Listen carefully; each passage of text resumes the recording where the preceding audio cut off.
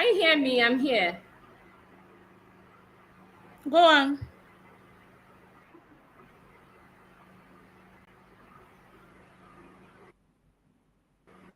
Hello, everyone. Good evening, and welcome to today's episode on our soft skills training. I'm so excited to be your host this evening. It's always a learning experience each time we gather. I'm happy to see us here. Thank you for joining us. I believe it's going to be an amazing time. Thank you. Thank you. As you join, I want you to just let me know you are here. Let me know your name, your track. How have you been? How's your Sunday going? And I trust you're expectant as well. Our facilitator is excited and ready for every one of us. So believe me, it's going to be an amazing and a swell time this evening. I'm so excited. And my name is Nena Ewa here on behalf of Next Generation. And I am excited and super pumped, right? I'm super pumped. Thank you for joining us for the number sixth episode on our soft skills journey so far. It's been enlightening.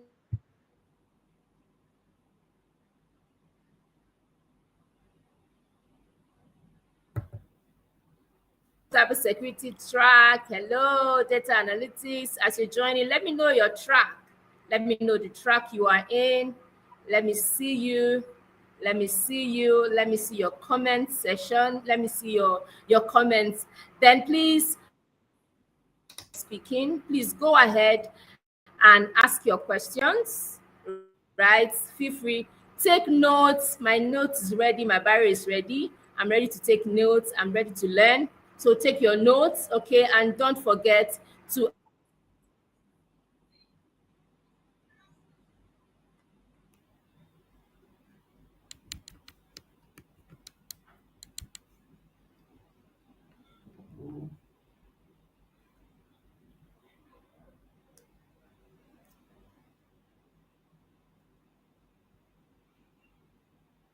immediately after, that we finish the session.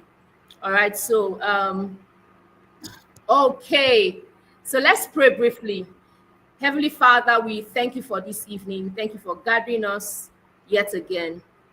We have come not because we know how to do things, but because we trust that you have called us to make us into a mighty edifice, a mighty nation. Lord, we ask, oh God, that this evening you will teach us, you equip us, and you make our lights to shine to the nations. Have your way, oh Lord, in this place. In Jesus' mighty name we have prayed. Amen and amen. Amen. All right, guys, as you come in, drop your name, drop your track. Don't forget to do that. And also don't forget to take the attendance, right? Don't forget to write your name because the form is going to be closed immediately after the session. And I know you do not want to miss that. All right. So go ahead and fill the form. Like I said, our facilitator is here and she's excited and pumped to be here. The first time I met her, I just knew that this woman she's a powerhouse. She's a powerhouse. She's a seasoned professional, a senior partnerships manager at AfriLabs.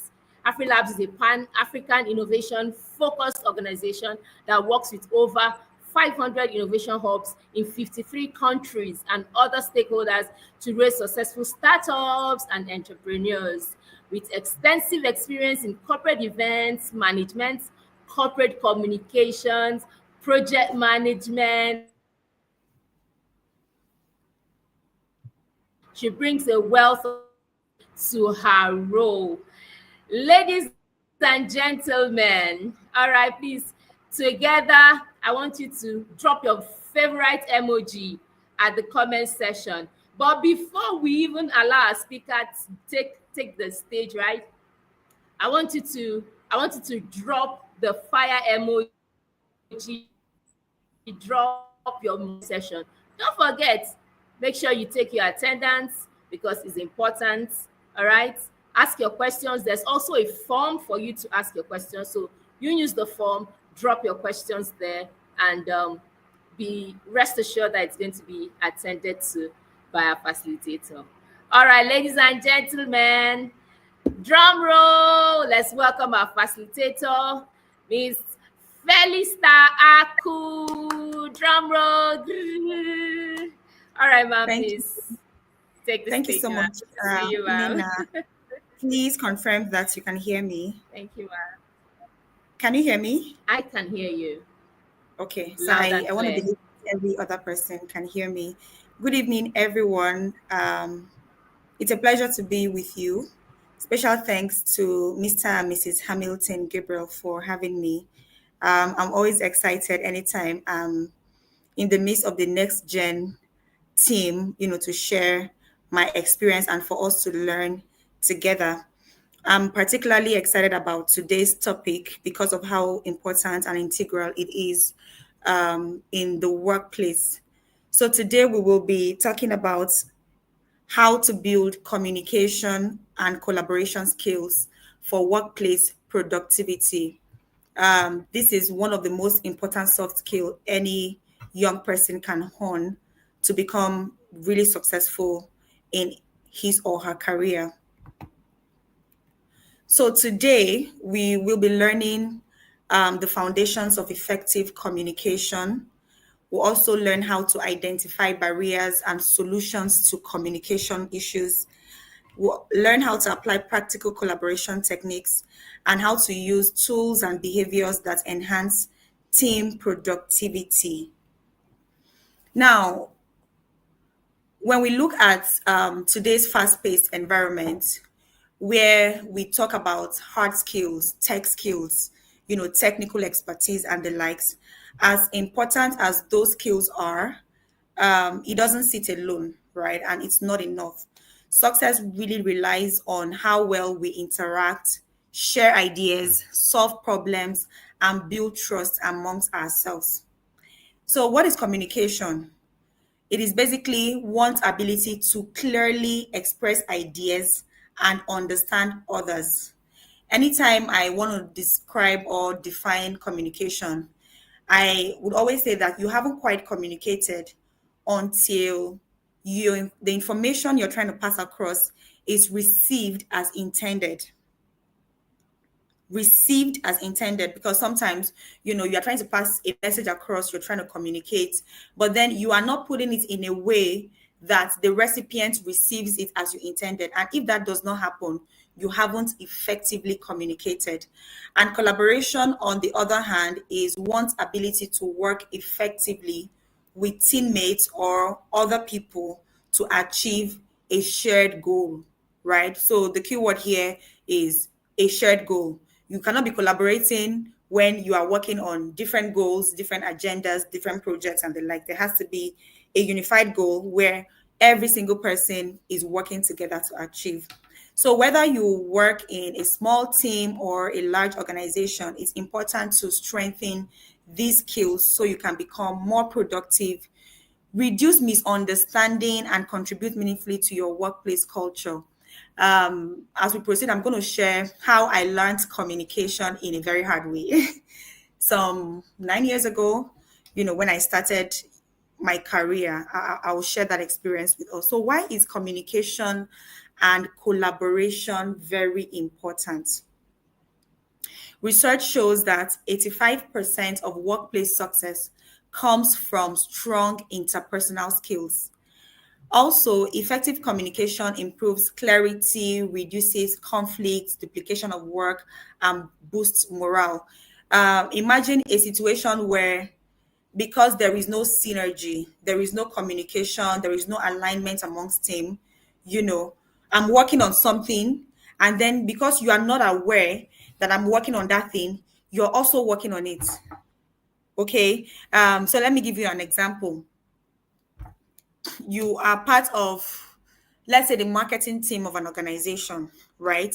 So there is a structure, there is, hierarchy for that department, from the head of department to other supporting roles within that department. Imagine a scenario where the head of department, for example, does not communicate clearly roles and responsibilities, expectations, does not have a system where, the team check in with each other to say, okay, this is what I did last week, this is what I'm working on this week. There are no platform for such, open conversation. At the end of the day, time will be spent, there'll be duplication of efforts, everybody will just be everywhere, right? So you can't succeed, working that way, which is why we see communication and collaboration matters in reducing conflict, duplication of work, and also boost morale amongst team members. Collaboration leads to innovation, informed decision. Like, this is super important. Informed decision, it's when you are aware, when people communicate openly, that you're able to say, oh, okay, since this is happening, since it is done this way, then I should not be doing this. I should be looking at this situation from this perspective. You're able to make informed decision. It leads to increased engagement, ownership, and efficient problem solving.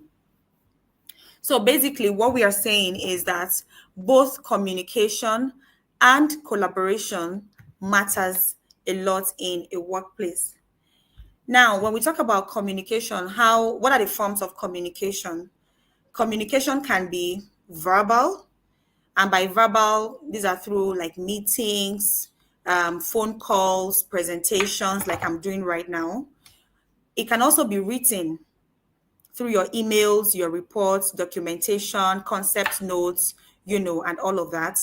It could be non-verbal, where, we talk about gestures, posture, eye contact. And then it could be digital, through chat platforms and collaboration tools. Now, regardless of the means of communication, the end goal remains the same, right? The end goal remains the same in the sense that it has to be effective. And by it being effective, it means that your message should be received by the recipient as intended. Okay. Now, what are the importance of communication in a workplace? Talk about clarity and understanding. Effective communication ensures that information, instructions, and expectations are clearly conveyed and understood by all parties. Let me give an example here. Have you been in a situation where somebody is telling you what not to do, and they're not quite telling you what to do? Okay, so you're in a workplace, maybe you send a presentation to your boss, or if you're the boss in this case, your subordinate sends you a presentation, and then you look at it, you are like, oh, I've told you times without number, this is not how to do it. Why are you not teasing out ABCD information? This document looks too clustered.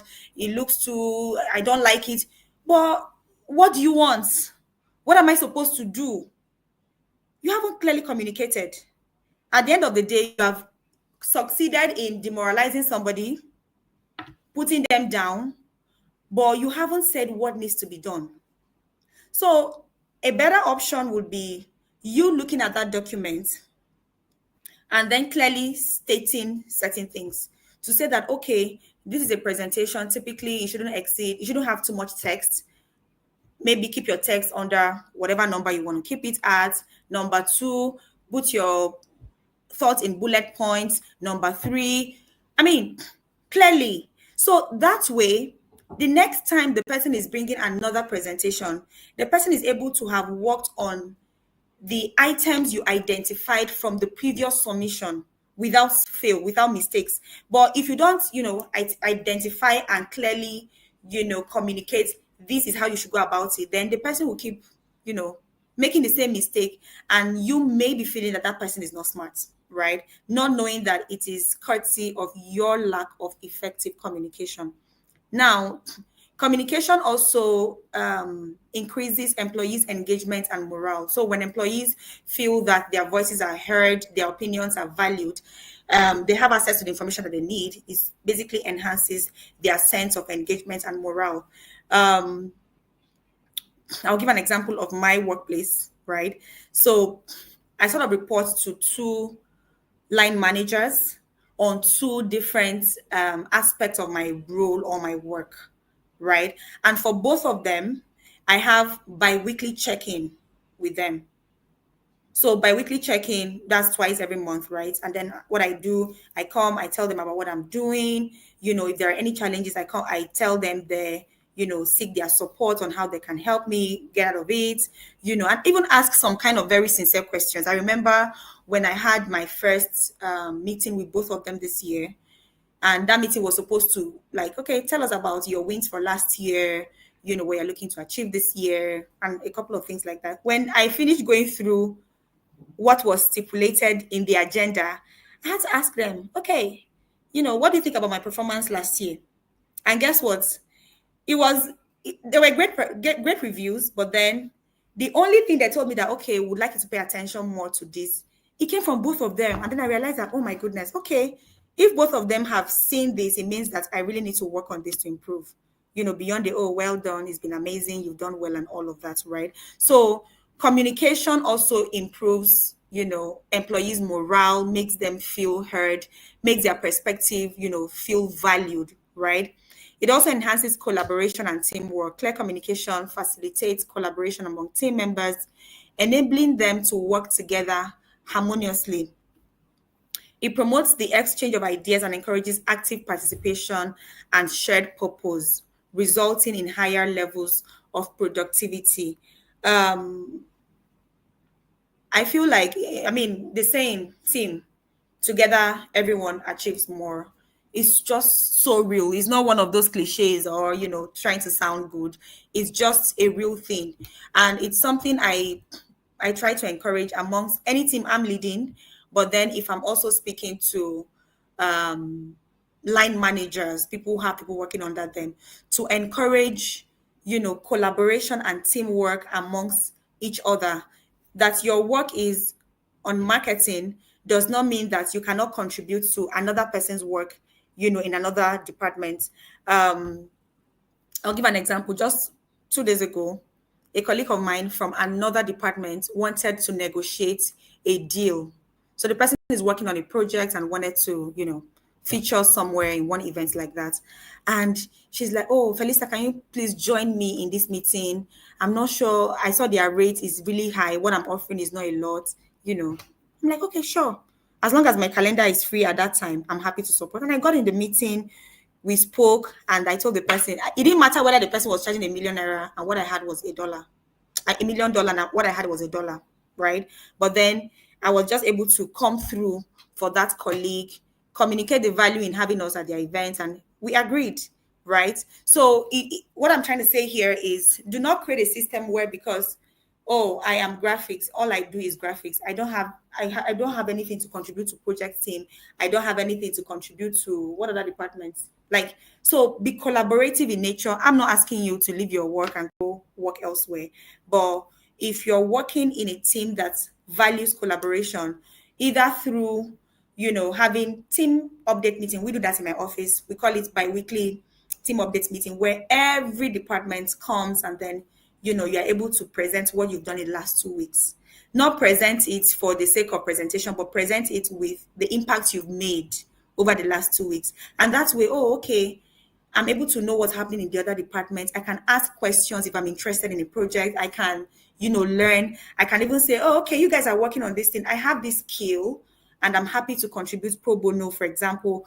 It is very important. Collaboration and teamwork, communications also fosters this. Then it helps in conflict resolution, very important. So communication basically enables individuals to voice their concerns, alternatively consider others' perspective, and discover mutually agreeable solutions. Conflict arises in the workplace. Sometimes not intended, I promise. Sometimes not intended.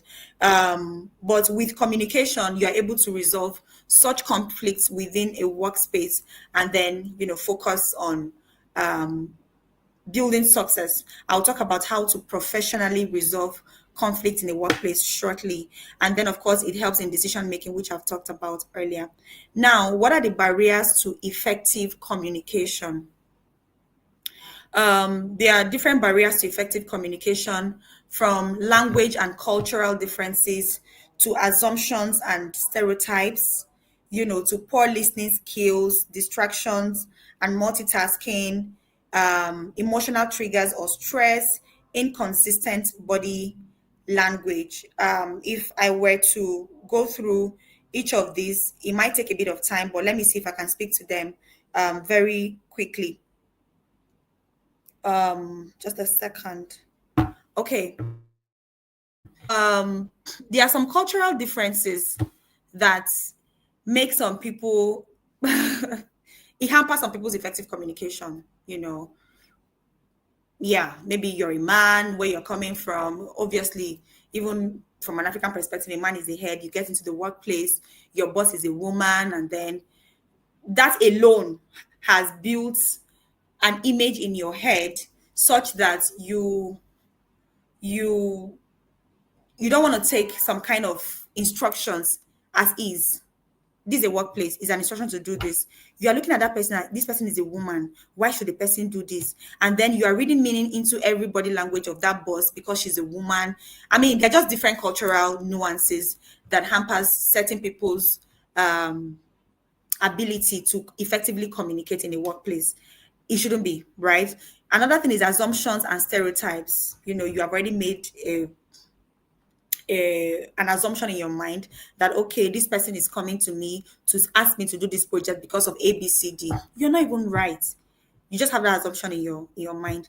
Another thing is poor listening skills. Some people, oh my goodness, you're not listening. You're just not listening. You're not actively listening. And most people also listen to respond, or you are coming to maybe a meeting all defensive. Maybe you're a management team member, you're coming to your management team meeting, to come and defend why what you did was the right thing, or why, what you've achieved so far is the best that can be achieved, and all of that, right? So not being able to actively listen to other people when they are talking, that already is a barrier to effective communication. Another thing is distraction and multitasking. Now, especially for we women, we pride ourselves in multitasking. But I promise you, when it comes to communication, it doesn't work that way. That you are in a meeting and somebody is doing a presentation, doing an update, that update is presented to you, all you managers, so that you can ask questions, make inputs, correct some systems and stuff. But then you are there on your phone typing something, or no. By the time they said, oh, okay, Madam Uyime, do you have anything to say? Oh, what do you have to say about what Mr. John said? I promise you won't have anything to say, because you were distracted, you were multitasking, you weren't paying attention. So what I'm saying is, in a workplace, pay attention, right? So if a meeting has been called with you in it, it was called because you were needed for that meeting. You are important for that meeting. So you shouldn't go into such a meeting and then you are not paying attention, you are distracted, you're not asking questions, you're not contributing to it. In fact, I learned this from one of my bosses. When I started, when I joined meetings, and then after introducing myself, that is it for the entire meeting. No, she tells you, so why were you there? Like, if you are not playing a role on a call, you are better off not being there. Because if you are there and you are not actively this happens a lot, where people are stressed, either from family issues, from, different things happening, and then they come into the workplace and they want to offload their frustration on their co-workers. I experienced that also some time ago, where I called a subordinate in another department to ask for something to be done. And I didn't realize that the person was going through hard time in his department, with whether his boss, in this case, the person wasn't available. He's had to take on more than required. And, he had to even be called from his leave because the boss was not around, or something like that. So the person was frustrated. Like, why am I doing too much? Why am I not even able to go on my leave because somebody else is not there? And then the person spoke to me. I'm like, no, this is not even normal. And I had to speak to people management, like, this is unacceptable. What's going on? So when the person I explained to me, I'm like, oh, maybe you should even call him and speak to him. And I'm like, okay. But regardless, it is unethical, right? As somebody who is working in a professional environment, you have to learn to put your emotions in check and manage your stress level. Okay. And then some people also give inconsistent body language, and that also hampers effective communication. So we'll talk about the barriers. So how can we effectively communicate? What are the elements that constitutes that makes for effective communication? Number one is clarity. Clarity. Communication should be clear and easily understandable, avoiding ambiguity or confusion. Ask clarifying questions. Um, know who you're talking to.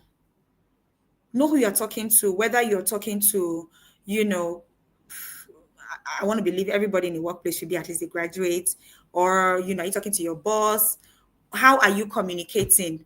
It's not time, for you to be using that latest lingual that you learned online, one big English that you learned online, that even you had to go check the meaning to know what it meant. And then you're like, okay, I just got this word. I must make sure I integrate it into my conversation this week by all means. That's not the aim. The aim is for you to communicate as clearly as possible, ensuring that the recipient receives it as intended. And sometimes in the workplace, instructions are being passed around, from one person to the other. Hey, Felista, can you send me a brief on ABCD? Instructions are being passed around every single day. You're being asked to do one thing or the other. The likelihood is that sometimes the person asking you to do this thing, maybe the way the person communicated it, you're not clear. You, instead of asking to say, oh, I received your message, not sure I don't understand it. Do you mean A, B, C, D? You then go ahead, you're confused though. You're not sure whether she meant A or B. You go ahead to just, respond with what you felt was what the person was asking for. Probably this task took you a whole week to turn in. You refused to ask question, you went ahead, you worked on it, you turned it in after a week to realize that that was not what they were asking you to do at all. At the end of the day, you wasted precious company time, and then your output was totally not what was required, right? So instead of assuming that you understood the instruction, just ask. Like, there is nothing wrong with asking. There is absolutely nothing wrong with asking clarifying questions. I'm not sure this is what you mean. Could you please clarify? Just to reiterate or just to clarify, do you mean ABC? Clarify, okay? Also, practice active listening. Active listening and paying attention to the speaker's verbal and nonverbal cues, demonstrating understanding and empathy. So it's very important that, wherever you are within the workplace and you're having conversation or somebody is speaking to you, pay attention actively. Now, also in effectively communicating, there has to be relevance. Like, nobody decides to send an email for the fun of it. Nobody decides to set up a meeting with Teams for the fun of it. Nobody decides to set up a meeting with an external partner or a stakeholder for the fun of it. So it's important that you tailor the message to the specific needs, interests, and expectation of the audience, making it very meaningful and relatable. Okay. Now, there is nonverbal communication, effectively utilizing body language, facial expression, gestures, and tone of voice to enhance the overall message and convey emotions and attitude accurately, right? This can be used for public speaking, but then it can also be used when you're speaking with your colleagues at work, or just interacting within the workplace. And then feedback is very important to encourage and provide constructive feedback to enhance understanding, address any misunderstandings, and promote continuous improvement in communication. I think I talked about that earlier. And this is even more so important for line managers. And please note, when I say line manager, does not mean that you have the role of a manager in quotes. If you're in an organization and there is just one person that reports to you, if that person is an intern, the person is a volunteer, whatever that person is, but the person sort of reports to you and looks up to you for guidance, it's important that you integrate constructive feedback mechanism into the entire process. So whether the person is writing an email, the person is even dropping a message on the maybe Teams WhatsApp group, whatever that is, or the person even speaks.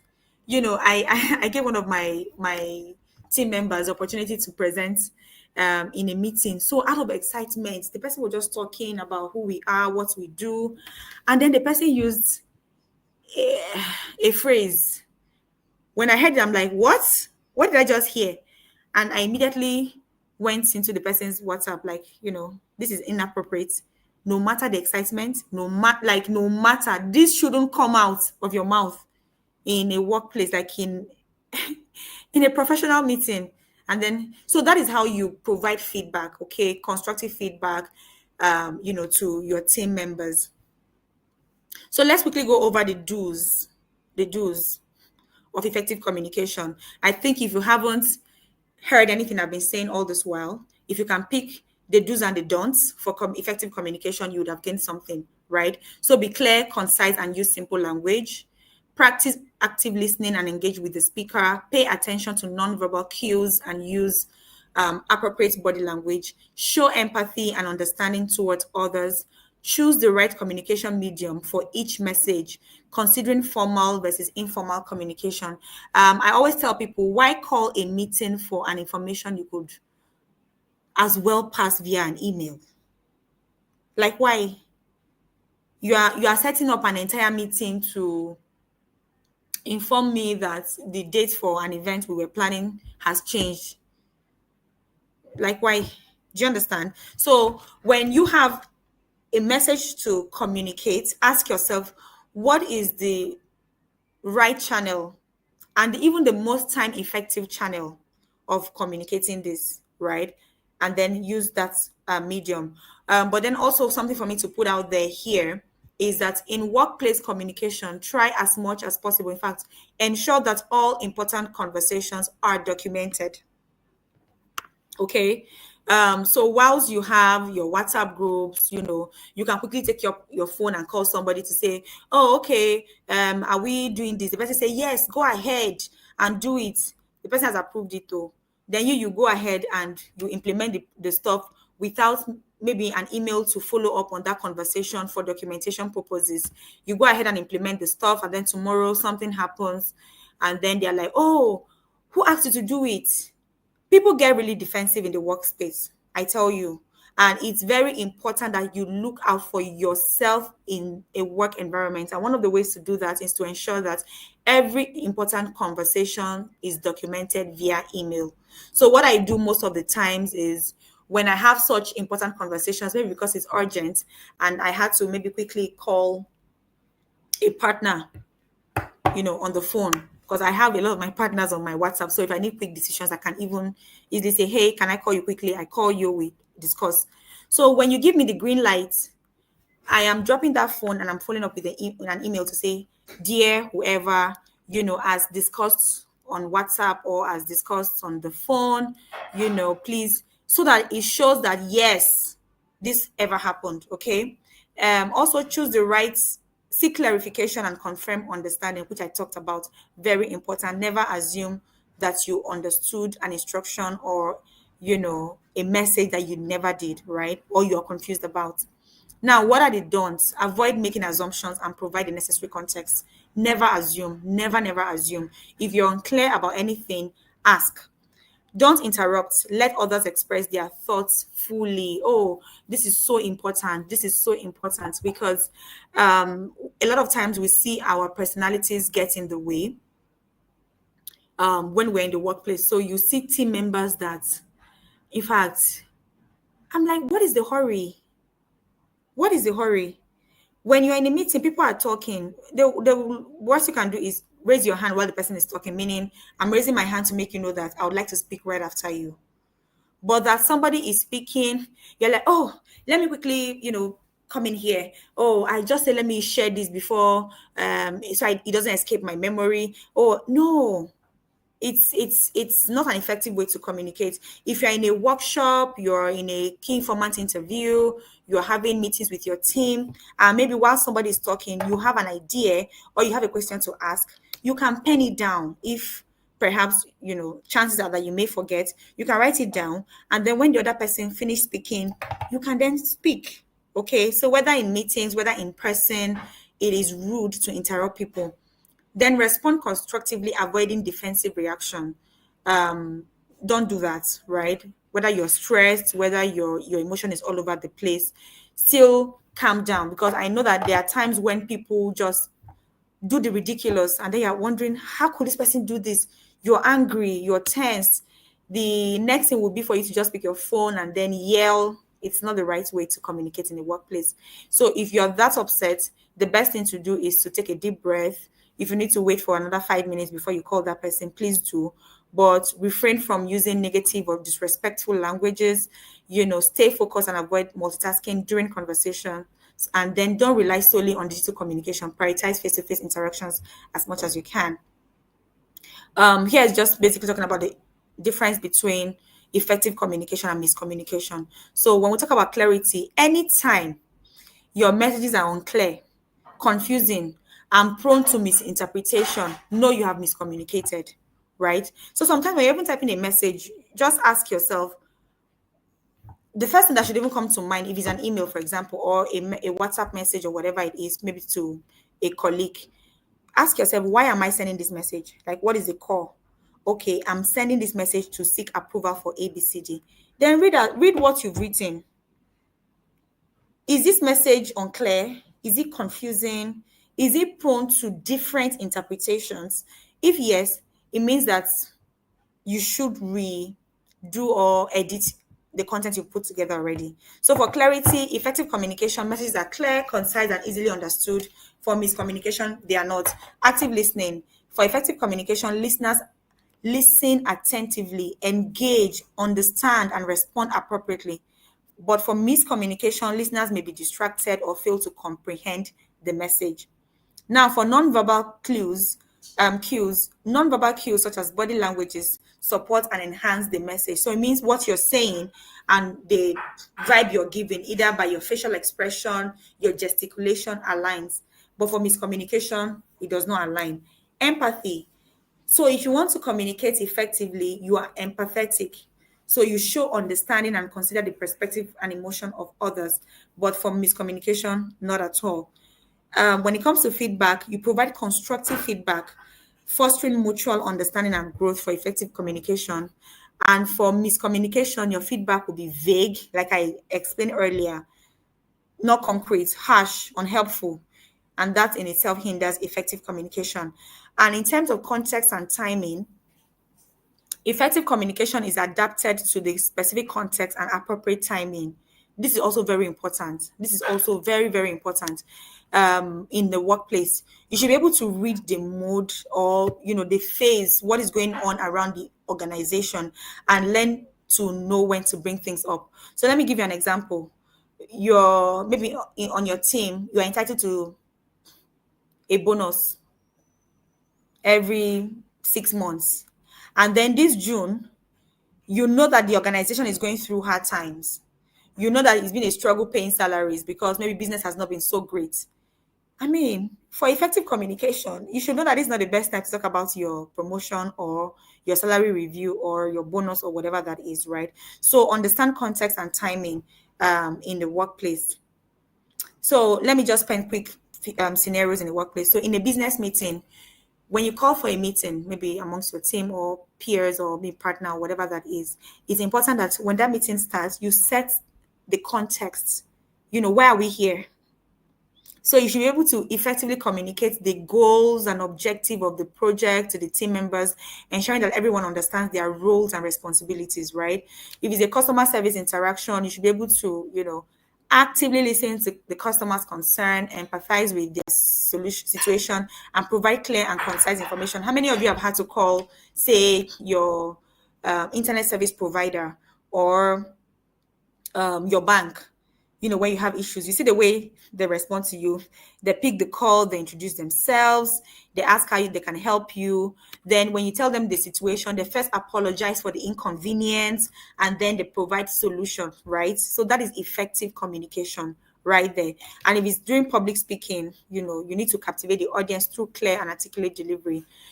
Your body language as well has to align with your with what you're saying. I'm going to use the next, let's say, 5 minutes to just quickly run through collaboration so that we can take questions. So, collaboration is simply working together towards a common goal, and it's sharing knowledge and responsibilities, leveraging team member strength, and encouraging open dialogue and respect. Now, in talking about collaboration, we need to talk about um, teamwork. Okay, so who is a team player, or what makes a team player?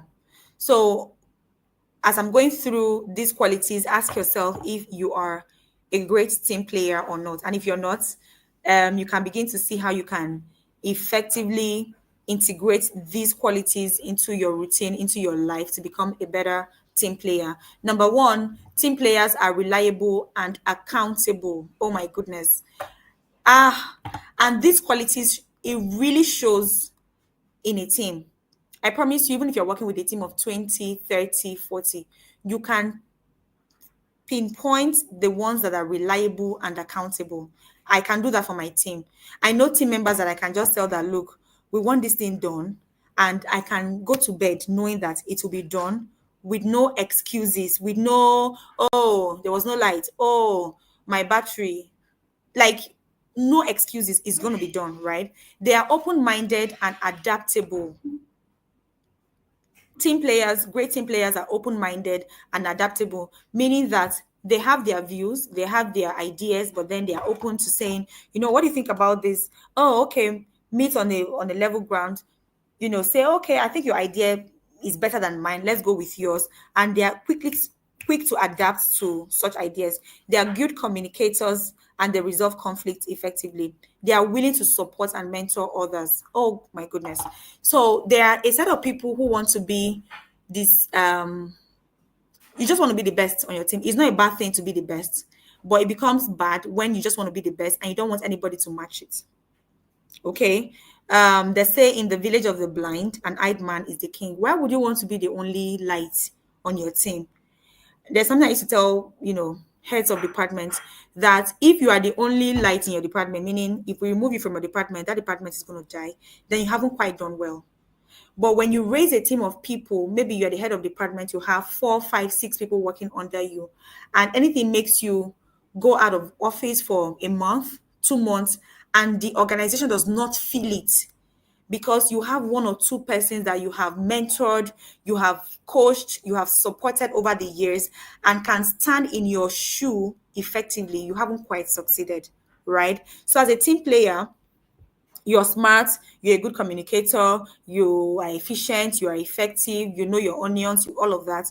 You are also somebody who wants to support other people, provide helping hand, provide mentorship, provide coaching, and help other people, come up the ladder.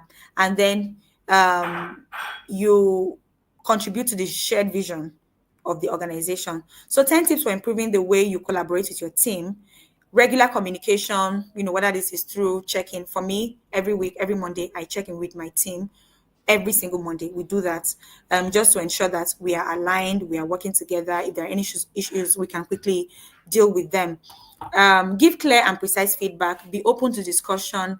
Define responsibilities. Nothing make people inefficient as when their roles and responsibilities aren't clear to them, right? So today I'm working on this, tomorrow I'm working on this. So anything you give me is what I work on. It doesn't look good. But when you're able to tell your team, this is your role, these are your responsibilities, then they're able to take ownership and they're able to also innovate around their roles and responsibilities. Assign clear deadlines. This is another thing that, a lot of workplaces struggle with when you are like, oh, this person is not delivering, this person is always this. So when you're giving instruction, I don't miss it. I always give instruction for task with deadline. So I'm telling you that, okay, can you create a list of da for me? I need it submitted by close of business on this day. So the person is going back with that instruction. I'm supposed to do this, and this is the deadline. Always assign clear deadlines. And I also tell them that, look, we are not a fire brigade, oh, you must do this. If you don't do this, something's happening. You can be given an instruction with a deadline, and certain things happen, beyond your control, where you are unable to meet that deadline. A responsible person should be able to communicate. not on the deadline, but before. Because if I give you 72 hours for a job, at the time I was assigning you that task, it was feasible. But 24 hours down the line, other urgent matters came up that made you deprioritize that. You should be able to say, Dear Felista, I'm writing to see if you can give me extra 24 hours because I wasn't able to, I had to work on this. It then becomes my responsibility to say, you know what you are seeing as priority isn't quite a priority. Still go ahead with what I asked you to do with that deadline. Or I'm saying, okay, by all means, please deprioritize and face this one because it's more urgent. So you see where effective communication comes in. But it's irresponsible for you to just wait at the deadline provided. Your boss, your manager, whoever is asking you, oh, where is this document? Is then you are telling them that, oh, you were unable to do it because of your family was this or this came up. I mean, it's not a responsible thing to do. Be transparent, clarify goals and expectations, trust each other, reward successful teamwork. Yeah. It's very important for you to acknowledge and reward team members' efforts. Yes, it's a teamwork. Most times some line managers like to take credit for other people's work. Yes, if my team member did something that contributed to the goal of the department, if I'm going to be reporting it to management, I'm going to say, yes, we did it, but then this individual on the team steered it, this individual on the team spearheaded it, or contributed greatly to its success. So learn to give people their flowers. Otherwise, team members begin to feel used and unseen. If all the time they put in the work, you as a line manager keep taking the credit for the work that they do, it's not great. I also learned this from one of my leaders, which is she will always say, oh, this person did this, that person did this, and she mentions it to the overall boss. Okay, so that's her not trying to say, okay, because I'm the director of this department, it's my I did it, it's my work, so give me the accolades and the credit for it. Also make advantage of differences. Okay, so how do you navigate disagreements professionally? We are almost done, and thank you for staying till this time. You can already start putting in your questions if you have them. How do you navigate disagreements professionally? The first thing, stay calm and composed. I think I've talked about this earlier. You know, when things happen in the workspace, it's not correct, whether even in the workplace or even at home or anywhere. Shouting, yelling, it's not the best thing to do. So if you see that there is tendency for you to do that, the best thing to do is to stay calm and compose, listen to understand and not respond. Okay, because the likelihood is that while you're upset, the other party is also upset because you have also done something that pissed them. Okay, so instead of coming all defensive to say, oh, why would this person do that, be calm to listen to the other person's perspective, then address issues early and calmly. Focus on the problem, not the person. Yeah, just know that, look, this is a workplace. You may be my friend or you are not even my friend. We are colleagues, right? So you are not the problem. There is an issue on ground that needs to be fixed for us to move on, right? And we need to move on for the good of the organization. So focus on addressing the issue, focus on the problem and not the person. Acknowledge differences and find common grounds. Okay, then be solution oriented. So how are you even getting into a conflict resolution conversation and you are not looking at the goal, which is conflict resolution? So you're not there to just complain, air your view, talk about how badly the other person has treated you. Why you're there is for that issue to be resolved. So get into such conversation, being solution oriented, and know when to involve a mediator. I know that there are cases where there's a misunderstanding among team members, and maybe both of you are trying to resolve it, is not quite working. Know when it makes sense to involve somebody else, maybe your head of HR, your line manager or whoever that might be. So key takeaways from here is communication and collaboration skills can be learned, right? Listen actively, speak clearly, and give feedback. Embrace teamwork, clarity, and accountability. Use the right tools and approaches, and commit to continuous improvement, because at the end of the day, nobody can claim to know it all. We are always learning and are work in progress.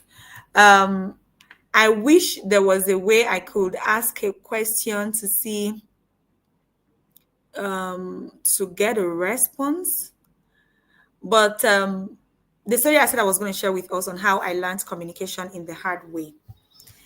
Um, Let me give you the scenario. So, for example, you are the executive assistant or personal assistant, however you want to call that, to the CEO of what organization can I use? Of Shell, right? And as a personal assistant, you support in planning that person's trip. So let's say, for example, your boss is going to, what country can I mention now? Okay, your boss is going to London. Yeah. And the person is using Ethiopian airline, meaning the person flies from Abuja to Ethiopia and then Ethiopia to London. And he asks you, so you've done the flight, you've sent the itinerary, you printed and gave it to him. But for some reason, the person now asks you, what time is my flight to London? What am I going to provide for the person? Are you going to provide the time of flight from Ethiopia to London? Because she said, what time is my flight to London? Or are you going to provide the flight time from Abuja, to London, but then the flight from Abuja is actually going to Ethiopia? What time am I going to give to that boss? How do I get the response, please? How do I get this response? I want to see how people are thinking about this communication thing.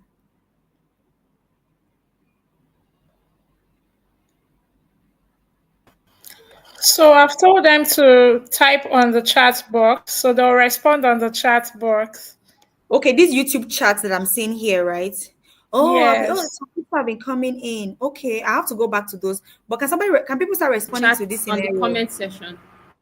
Yeah, I'm seeing that now. Can somebody respond? People respond to that. What am I going to provide to that boss? Can you hear me, ma'am? I can hear you now. So I'm sure that the comment section, yes. Please ask the Okay, question again, ma'am. somebody should ask again. Okay. Yes, So I said you are yes, the please. PA to Yes. the CEO of Shell, right? And as that PA, you help with planning your boss's travel and all.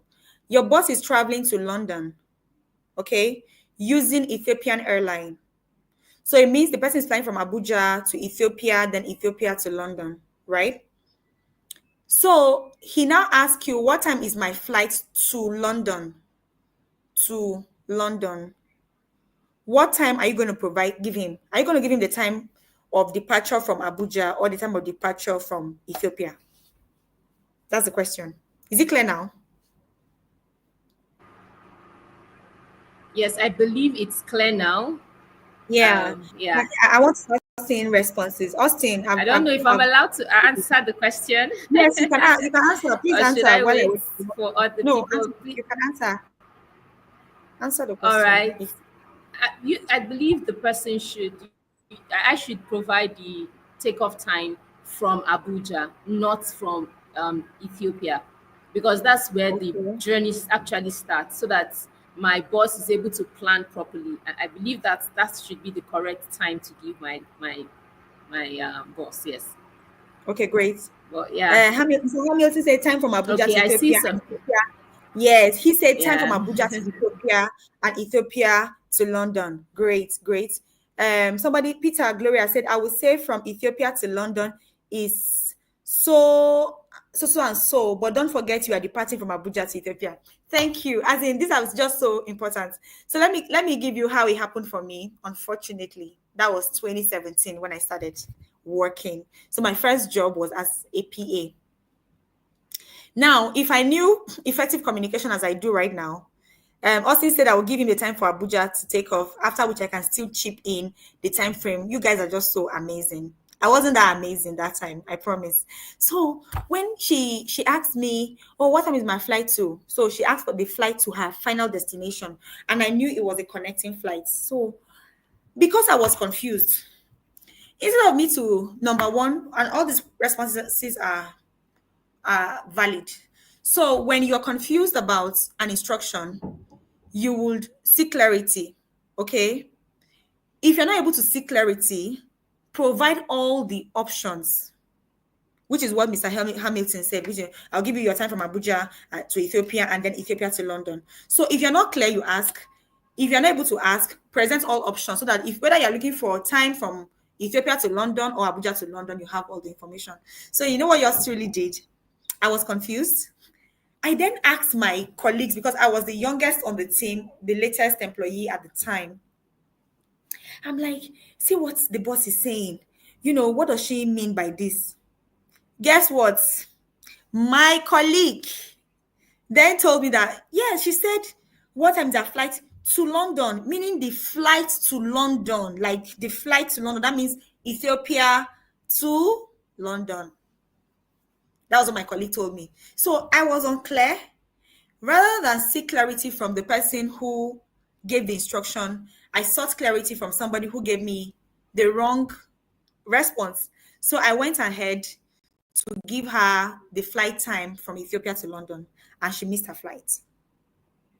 And that singular action made her pay how much? Over $1,000 at that time.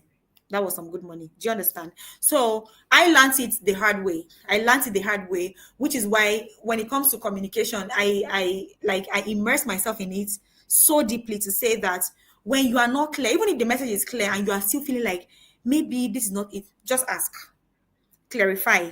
And if you don't want to bother clarifying, present all the options so that the person can take what information they want to take. Okay. I'm going to go through the chat now to see questions. So it's time for our questions and answers. I will start. Okay. What not to do? Austin, I see your comment. How do you deal with misunderstanding that arise from cultural or language differences in the workplace? Okay, it depends. It depends on what the situation is. To be honest, it depends on what the scenario is. Austin, if you could paint a scenario like tangibly, then I could ask what an ideal way to go about it would be. Is it an age thing? Is it a gender thing? If you can, make that clearer, I would like to answer based on that. It's important to uphold general code of conduct, meaning what is generally ethically acceptable within the country where your organization is being set up.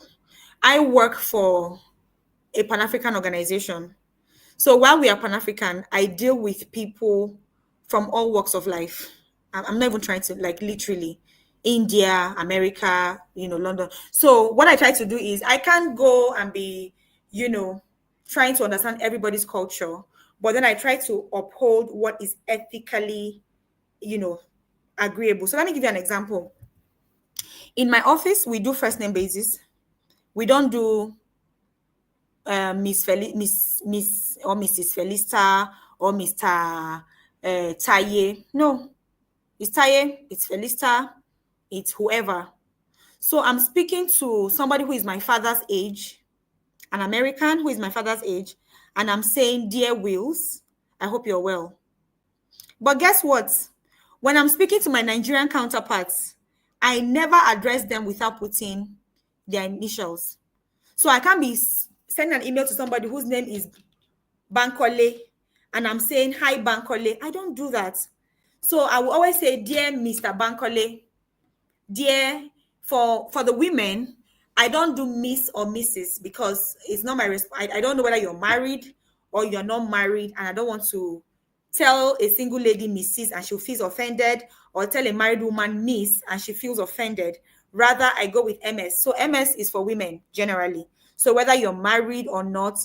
So when I'm speaking to our Nigerian partners, I will say, dear MS Fatima, dear Mr. Bankole. That is me putting into consideration the Nigerian context, because I know we love respect a lot. Okay. So also, when I attend my events, do you understand? People are doctors. They don't care if you call them doctor, whoever. I don't try it with the Nigerian people. So when I'm speaking to maybe somebody who is there, I'll say, good, even if it's a WhatsApp message, good morning, doctor, this person.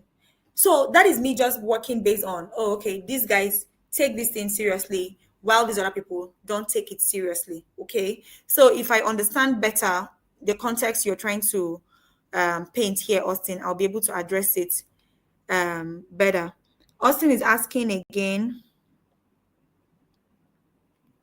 how do you handle a team when, after showing all these qualities, your team members always act reluctant and make you do the whole workload because they know you always do task effectively? So it's not supposed to be like that, right? So now you have to create a balance between um, being empathetic, patient, providing support, hand holding, and then calling a spade what it is. So let me paint this scenario to you guys. You are the head of your department or the head of your organization. You have different cadre of staff. So in my organization, we have like interns, then associates, then, officers, senior officers, like that, till directors and executive directors. Now, depending on the level of this team member, certain things are expected and certain things are just incredibly non-negotiable, like you can't even deal with it. So what I mean is, there are things I can pass on with if my intern does it, and I'll be patient to just put you through it. But it's a no for an officer to do that, or a manager. Okay, which is why I tell every organization that it is important for there to be a structure. Okay, if there are no structure, that is when things like this will pass. So meaning that if there is a structure, for example, with us, when somebody is employed, there is a 3 month probation period, right? So that 3 months probation period, it means the organization is saying, you were able to convince us during your interview that you are the best man for the job. However, it's time for you to prove that indeed you're the best man for the job within these 3 months. After these 3 months, if you're not able to prove yourself, then we're going to let you go. So within that 3 months is also a time where the line manager or the head of department is supposed to provide adequate support for that person to excel on the role. So meaning you, Austin, as somebody who has attended this meeting, you know what effective communication is, you know how to be a great team player and all that. So what we do is, within that period, we usually have month 1, month 2, month 3 check-in. So it means that for month 1, I've given you a couple of tasks. I'm showing you all the support I need to show you. You are reluctant. So I showed you the first time you didn't meet up with the deadline. I had to step in to do the work. So during month 1 check-in, that is the time for you to now say, look, you're doing well. However, in this area, that area, you're not doing well. I feel like you're not passionate about the role. I feel like you are reluctant. I feel like you feel like with or without you, the work will go on. But that's not what it's supposed to be. Okay. When this task is assigned to you, is because other people are doing other things and it's your role. Know it that it is not that, oh, when I don't do it, somebody else will do it. Okay. So you provide all the feedback. Okay, what are the issues? You're not meeting up with the deadline, or it's the quality of your work. This is how to go about it. You provide that feedback month 1. And then you observe that person for the second month, and you're having your second month appraisal, and the things you notice has not changed. You are not angry. You are still going to go back and say, okay, between the last month appraisal and today, you haven't quite made significant progress in ABCD area. What are the issues? Let's even start from there. Do you understand? Because what is the problem? Is it that you don't understand the instruction? The timeline I'm giving to you is too short? What is the problem? You might realize that the person is struggling with research. The person doesn't know how to do research. Or whilst you are assigning that person task, other people are also assigning him task. So he looks at maybe the person he's more afraid of, or the person, I mean, it could be any reason. He then deprioritizes your task, attends to the other task. So you have to know what are the issues. Okay, now he has presented the issues. You also support him to say, okay, look, I'm your line manager. If any other person is asking you to do stuff, run it by me before you take on extra work. You solve the problem, Abi. Oh, I don't know how to do research. Okay, know how to use keywords for your research is on Google. If I give you this research, check for keywords, tweak it that way, attend to it. Maybe this time around, you don't even wait for it to get to the next final month check-in for you to check in with the person. Maybe this time around, after a week, you're like, okay, what's going on? Has there been any improvement? What are your challenges? What are you struggling with? I promise you, there are people in this life that is just a waste of time, efforts, resources, believing in them. Do you understand? And you can tell such people. You absolutely can tell such people. So if after the third month, again, you've provided all the support, coaching, mentorship, and it's not working, it's time to let the person go. The person is not ready. Okay, the person is not ready. But there are people who come in, especially as starters, interns, they've never worked before. You are the first person they are working with. So what I tell my team, Austin, if you're listening, is it's okay for me to correct you a million times on a million issues. Did you hear me? A million times on a million issues. But it is never okay for me to correct you twice on one issue.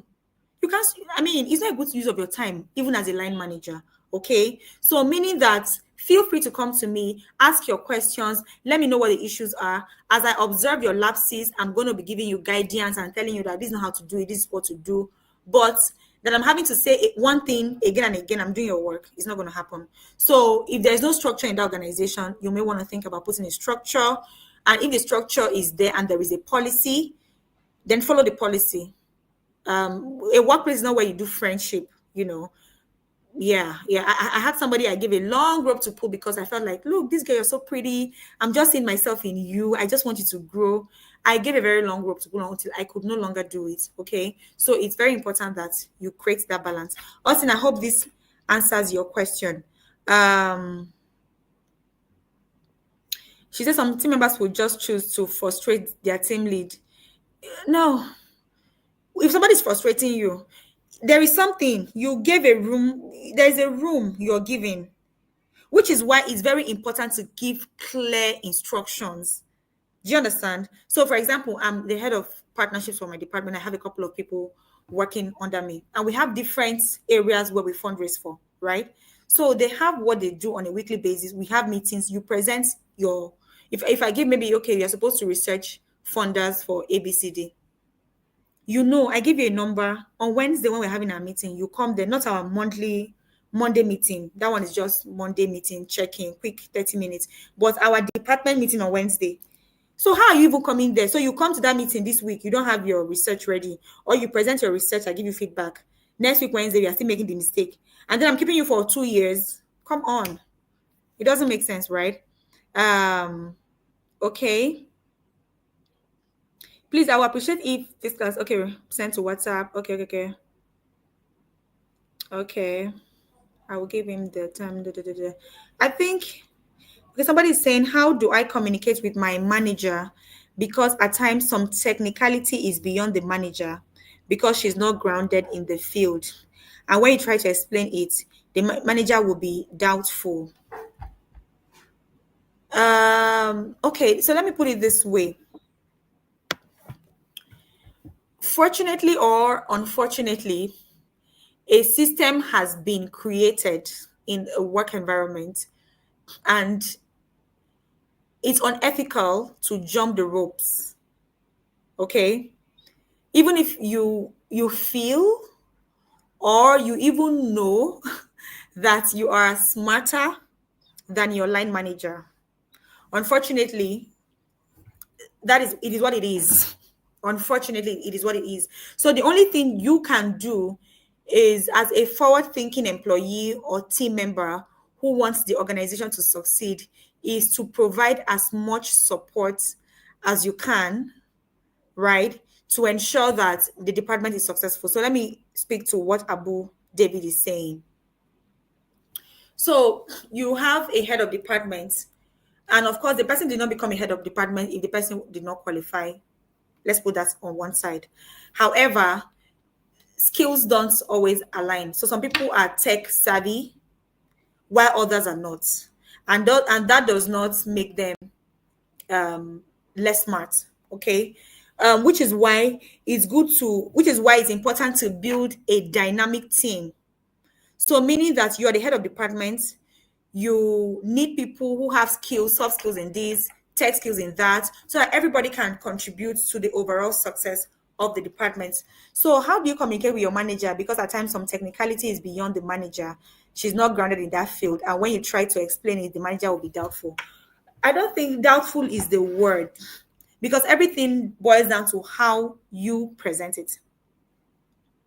There's a way you're going to come off as though you want to teach the person their job, and the person will want to put you in your position. Like, the person is not even listening. Okay. But if you're coming from a perspective of, oh, like you need to see the smile on my face when my team members take initiative beyond the things I tell them, which is what I tell them all the time, that look, you're not here to move file from one. We don't even use file, but you're not here to just be taking instruction. Meaning, it's only what I say that you do know. Now that you know the goal of the organization and the role of the department in the overall goal of the organization, take initiative, innovate, recommend. Okay. So I want to look at it this way, that if you see that there is a solution, there is whatever that can contribute to the goal of the organization, how do you present it? Imagine you say, maybe let me say Nina is the head of your department. Hi, Nina. I was thinking about, ABCD that we talked about in the department, and I felt it would be great for us to use this platform, or to develop a platform that does ABCD that could. If you have some time on Monday, I'd like to present it to you. Come on.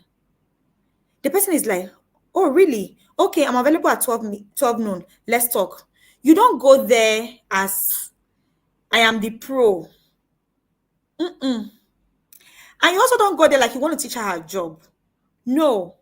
You are going there, and of course, you also go there prepared. You don't go there shabby, like, okay, just maybe a 3, 4, 5 slide presentation.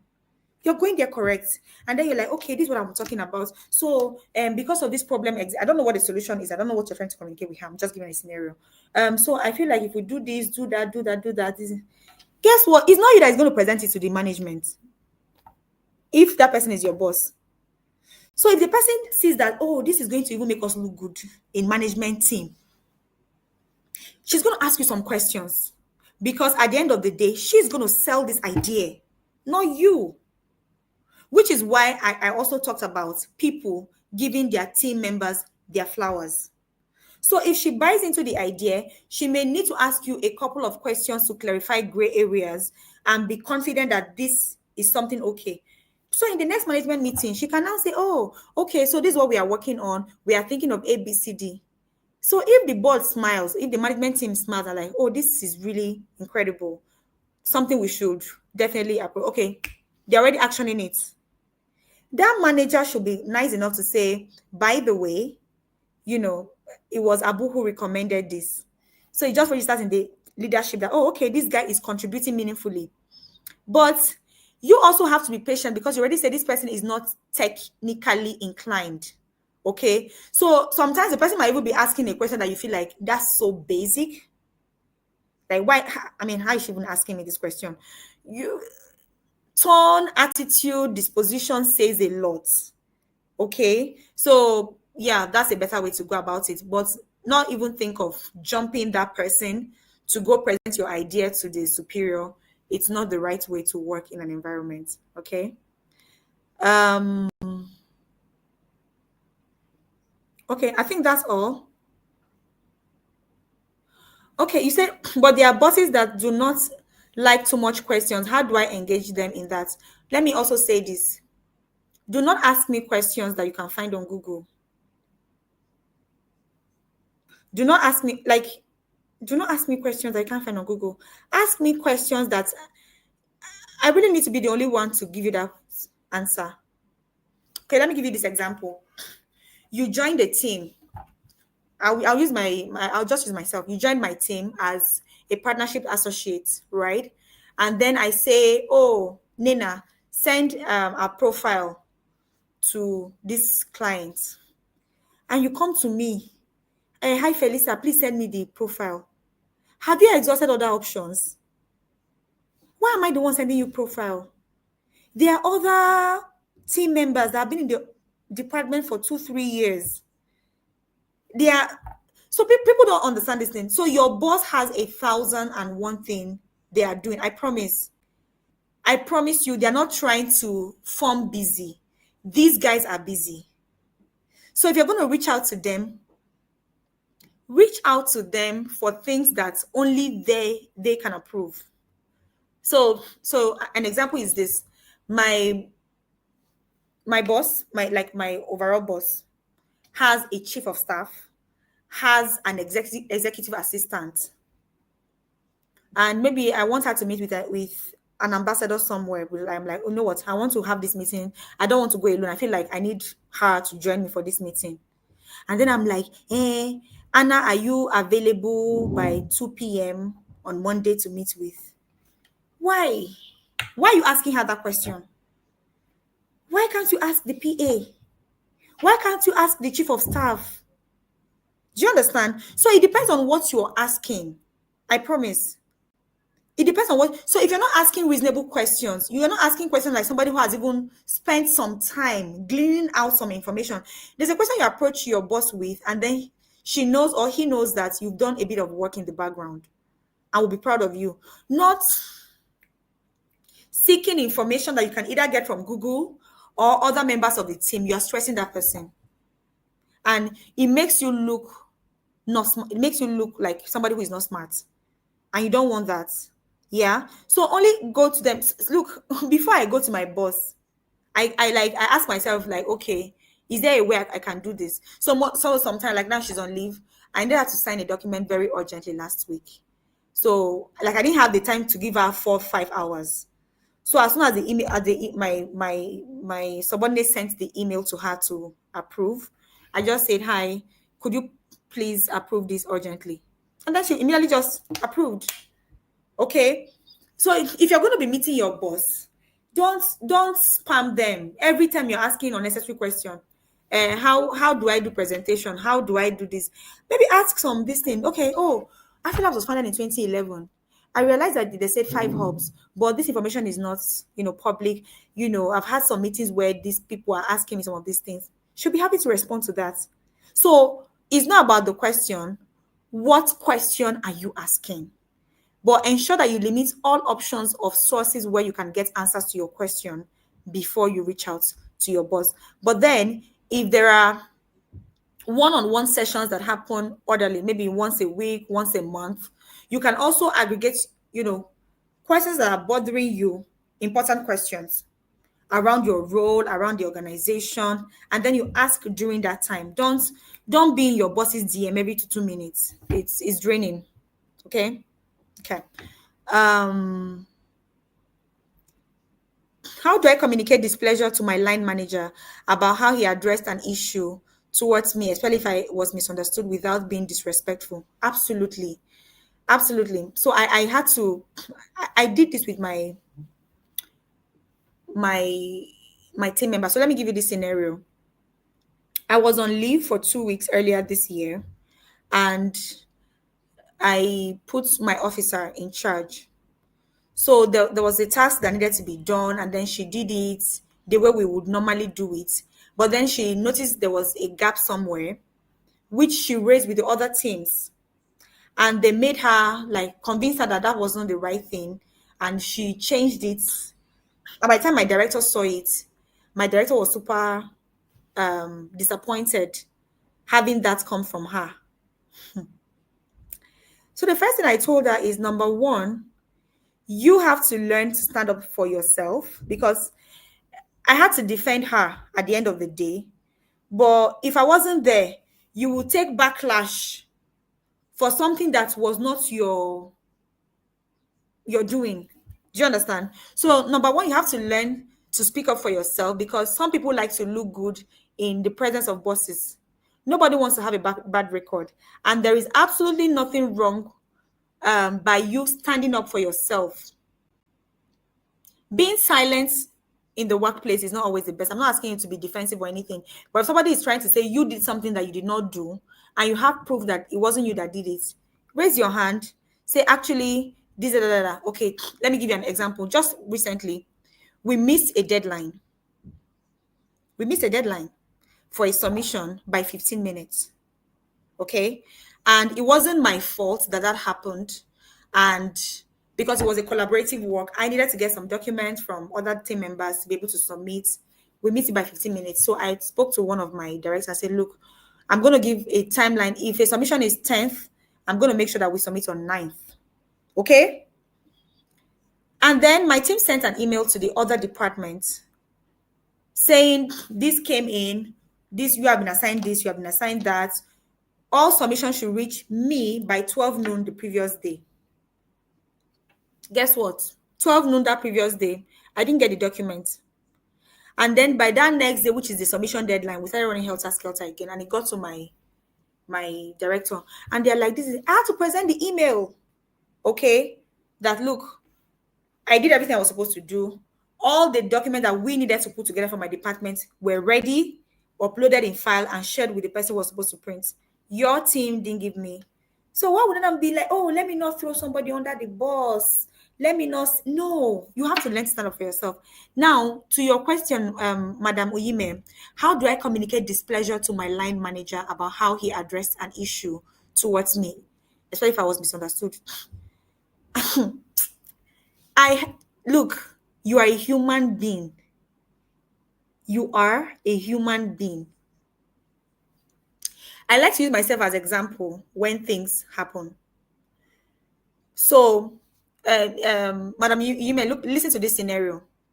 One of my bosses was handling a conversation, which the correspondence between that office, even though I'm in copy, was supposed to happen with the PA. So the PA was supposed to be the one, responding to the correspondence. And then somebody sent an email on that trail to the team. Unfortunately, did not copy the PA. Are you listening? Unfortunately, did not copy the PA, and the PA did not respond. So I was waiting for the girl to respond. When she didn't respond, I had to take a screenshot of that email and sent to the lady and said, this has taken some time. Please respond to this. She then explained why she hasn't responded. And I told her that, look, even if you don't have the information they're asking, courtesy demands that you acknowledge that email and then tell them that you provide the information at a later time. And the person said, okay.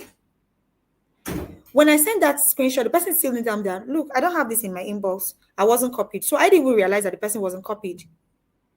Only for my boss to now send a message to say, oh, this was not this. Even copy the people management team, that how am I on that trail, and this is stalling and everything.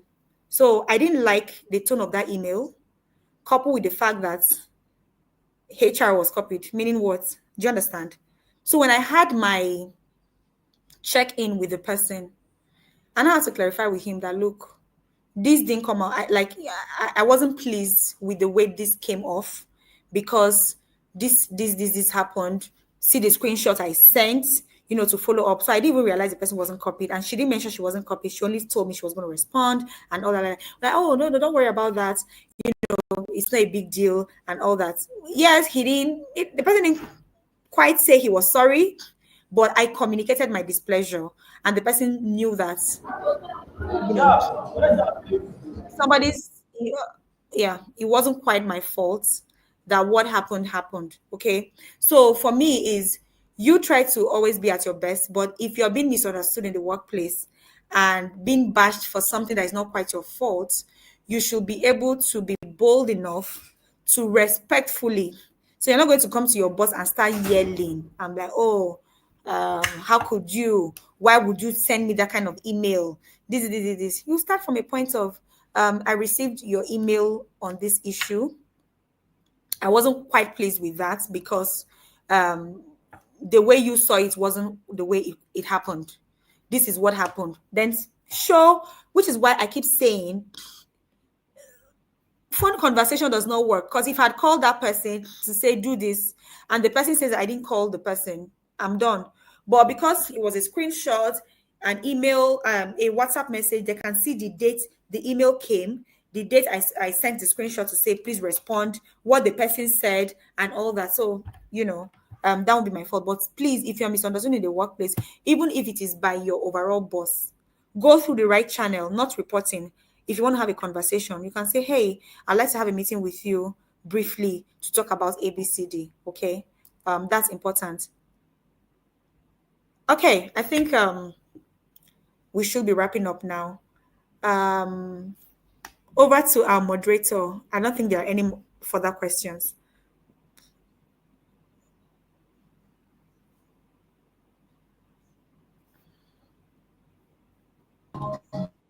Okay. Good evening, everyone. Thank you so much. Good Um, evening. Felista, thank you so much. And You're welcome. on behalf of the Career Champions Program cohorts, one, we really appreciate such an amazing and life transformative session you have uh, done for us this evening, because you can see from the level of questions that came in that a lot of people could have paid you $1 million for this program that you have done for us. We are really grateful. Thank you so much, and we look Thank forward you.